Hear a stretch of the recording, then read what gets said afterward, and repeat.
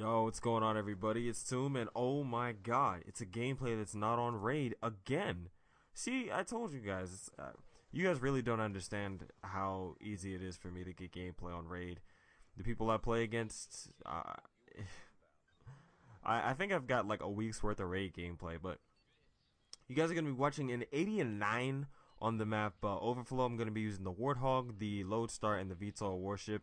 And I get a bunch of senseless deaths in this gameplay, and you guys will get a chance to see exactly what those are. And I was actually going to talk about that in this game, and raging and like deaths that you can't really help. Like, there's certain deaths in here.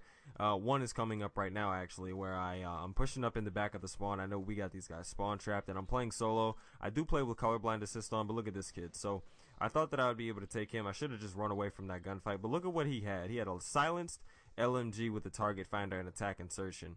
Now, you guys will see him 2 or 3 more times in this gameplay, and he kills me off of my streaks every time. Now, I could have helped that first death.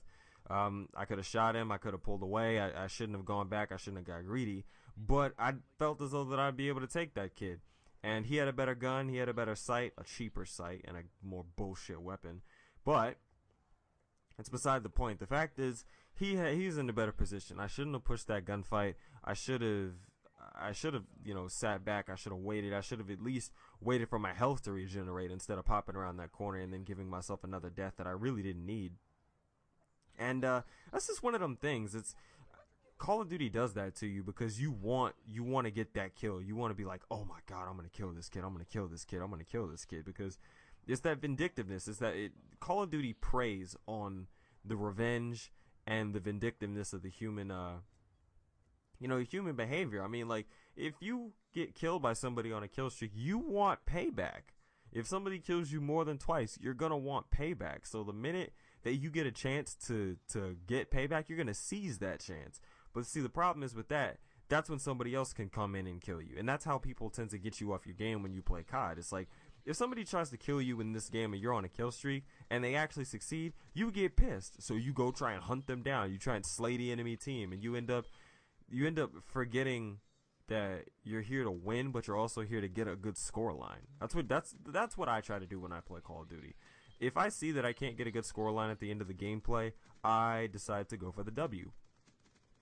Because the W is all that matters. If I can get both, then I go for both. And that's how you're supposed to play. You're not just solely supposed to play, it's like, oh, it's all about kills, it's all about this, it's all about this. No, you want to get the W. And you want to do it with the least amount of deaths as humanly possible.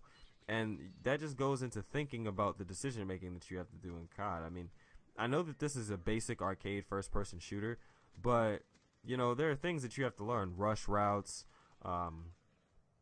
where people are going to be, how the spawns work. There are certain things that you need to know when you play COD if you want to do well. And I kind of see how other communities look down at us. Like, I think it's funny how other communities look down at COD and call it childish, and how MLG and GB stuff is stupid, but we say the same thing about them. Maybe it's just all around just the, we all have that same thing. But look, here you see, that's the same kid who was sitting in the back of the spawn on the other side of the map. He was sitting over here. Now, I had completely forgotten that he had attack insertion, and I should have kept running to my left, and I would have avoided this death here. But this is the definition of a bad player. This is a definition of a Wings of Redemption subscriber, or a Wings of Redemption himself. He ends up losing a game because he sits in the back of the map with a target finder going 5 and 3 with 2 defends or freaking 2 captures. And here again, I was on another streak. My teammate blocked the door, and look who kills me yet again. Still sitting in the back of the spawn, still camping. And he barely killed me. See, those are those deaths that you can't avoid. I couldn't have avoided that death. I wasn't even thinking about that kid again. And then he's like 9 and 3. I think he gets one more kill at the end of this gameplay. My point is, there are certain things you can avoid, and there are certain things that you can't avoid. But those 2 deaths, I could have. And here you see me coming back here to murder this kid, but he's just sitting in the corner, bouncing Betty, attack insertion. It's such a joke, man. But look. All you got to do is think when you play. Think about people's routes. Think about where are people going to be? Where do people like to sit? And figure out a way to counter where they're camping. So I hope you guys enjoyed this commentary. I hope you enjoyed the gameplay. If you guys like my voice, if you guys like this gameplay, if you like my channel, go ahead and click that thing in the top right hand corner and go ahead and hit that subscribe button. If you want to see a previous video, click that thing in the bottom right hand corner. Don't forget to follow me on Twitter. I'm Toom. I'm out. Peace.